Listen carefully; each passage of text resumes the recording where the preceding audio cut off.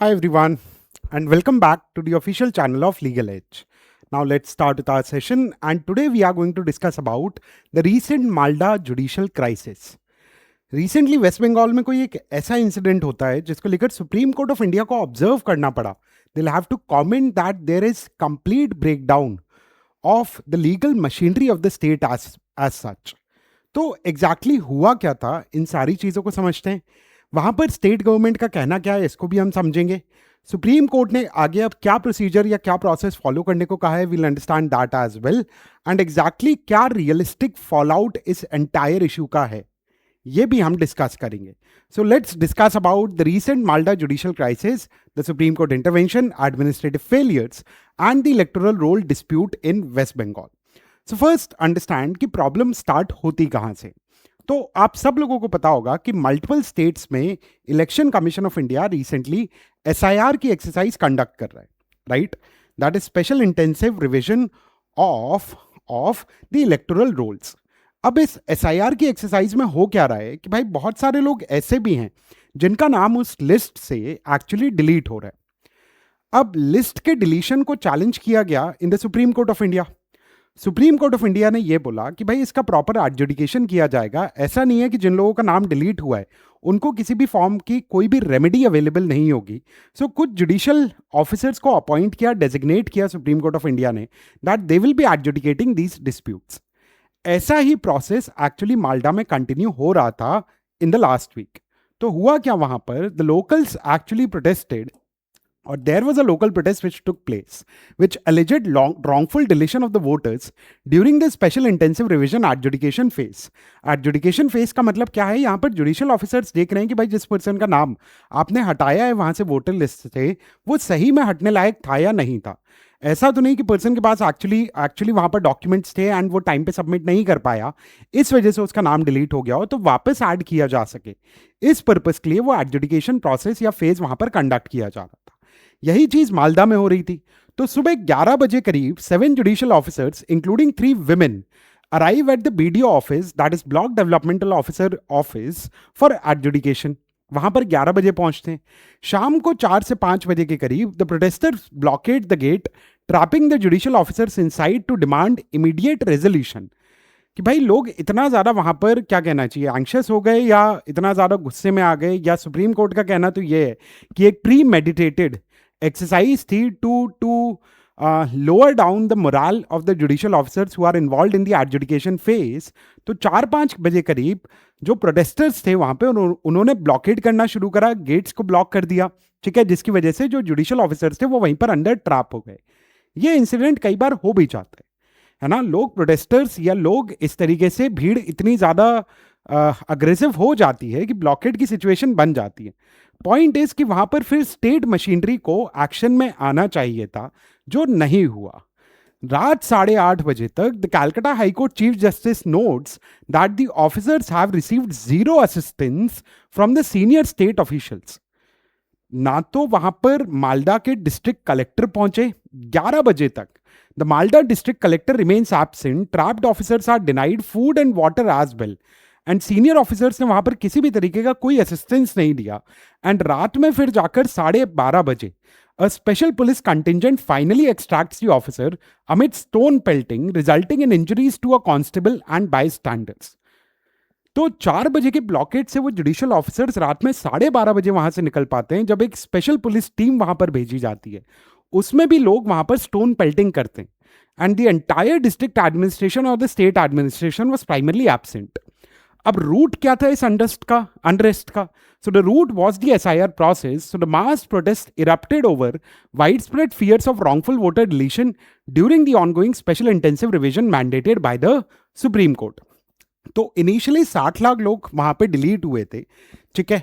उसमें से supreme Court ने बोला कि भाई अब एडजुडिकेशन किया जाएगा. सो द एंटायर प्रोसेस, जो जुडिशियल ऑफिसर्स वहां पर जो काम कर रहे थे, वो एक्चुअली एक supreme court ordered adjudication phase था, ठीक है, जिसमें से 49 लाख केसेस ऐसे हैं which are currently disposed of by the judicial officers.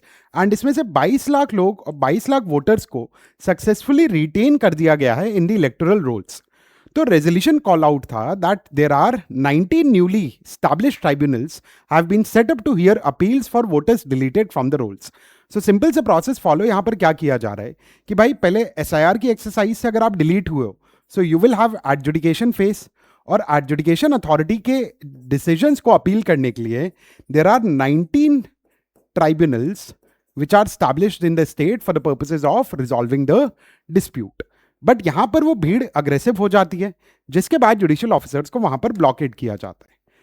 फिर क्योंकि डिस्ट्रिक्ट एडमिनिस्ट्रेशन ने किसी भी तरीके की कोई हेल्प वहां पर प्रोवाइड नहीं की, so then comes the supreme court of India's stance और observation that there is a complete failure of the state machinery. Supreme court of India ने यहां पर किया क्या कि सबसे पहले सुओ मोटो कॉग्निजेंस लिया, and a 3-judge bench of Supreme Court of India, including CJI Suryakant, Justices Joymala Bagchi and Vipul M. Pancholi, issues a severe condemnation for the state government.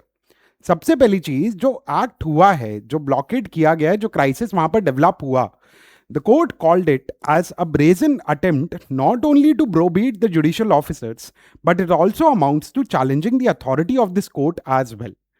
And the intent behind the action is, Supreme Court का कहना है that ex facie it appears to be a calculated and well planned deliberate move to demoralise the judicial officers.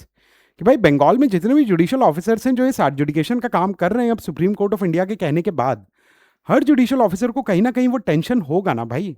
लोग भी तो, वो judicial officers भी तो भाई फैमिली मैन है, वो भी तो, उनकी भी तो फैमिली है, उनको इस तरीके से अगर बंद कर दिया जाएगा।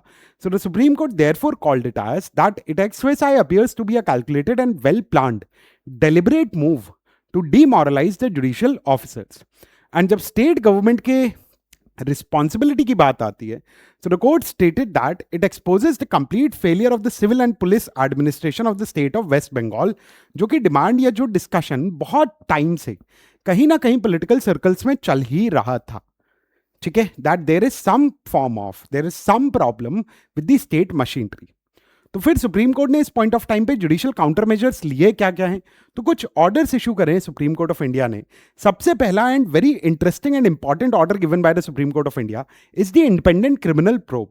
So the court ordered that the Election Commission of India is directed to entrust the investigation of the mob violence to an independent agency like CBI और NIA।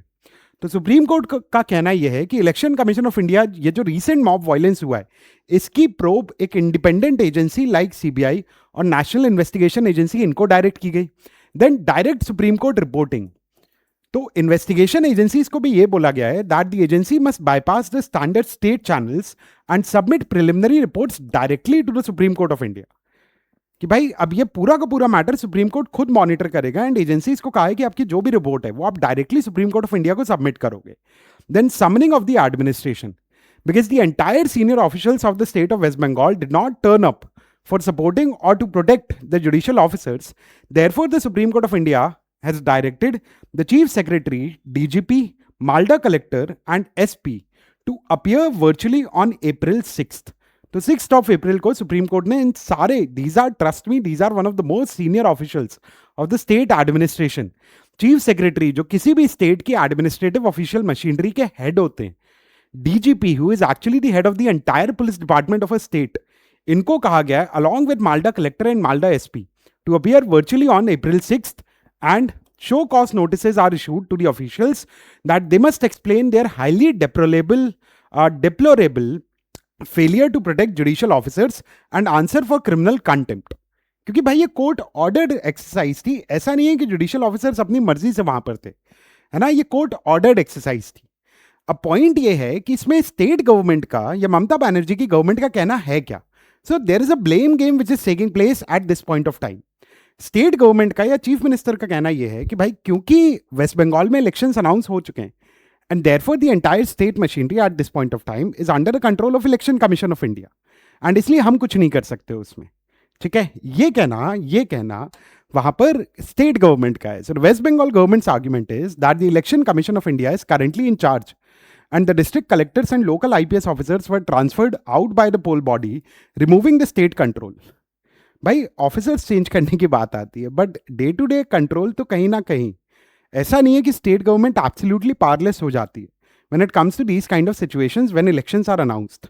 Election commission of India का क्या argument है that confronting physical mobocracy is beyond the ECI's functional control. भाई अब लोग अगर वहां पे मोबोक्रेसी पे उतर आए हैं, तो ये चीज ईसीआई के फंक्शनल कंट्रोल के बाहर है। इलेक्शन कमीशन ऑफ इंडिया का कहना ये है।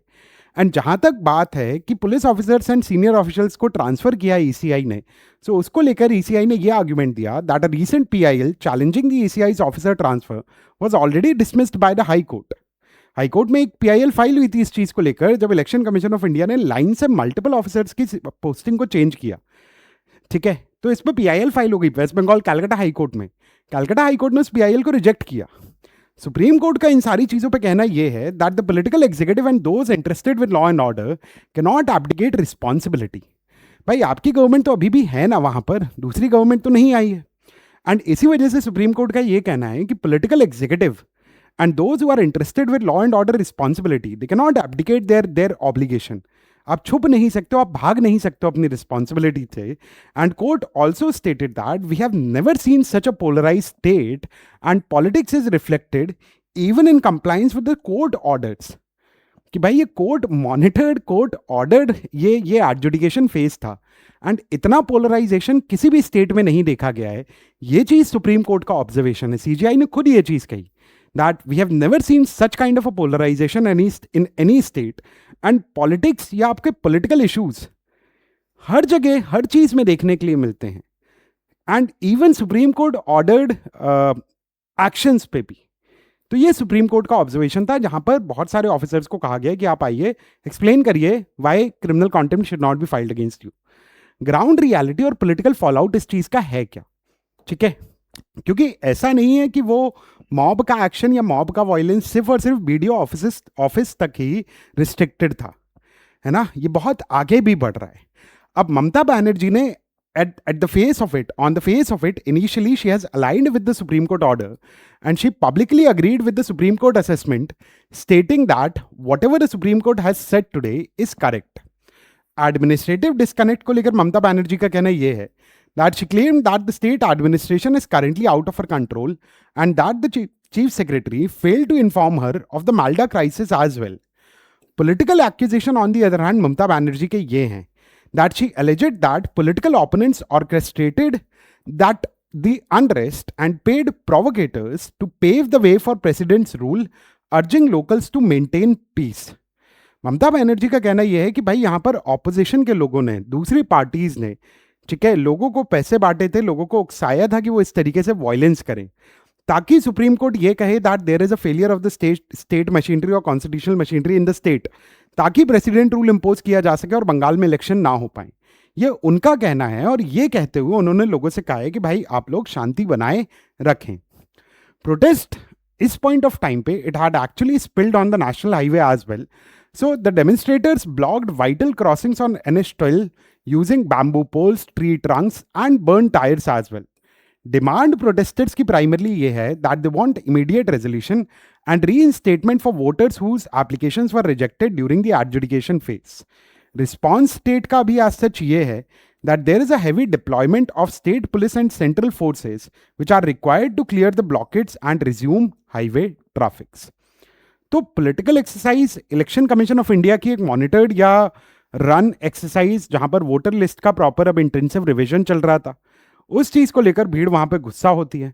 But at this point of time the only issue which is very much relevant in this entire episode of violence is कि भाई स्टेट के और स्टेट के ऑफिशियल्स की रिस्पॉन्सिबिलिटी क्या थी।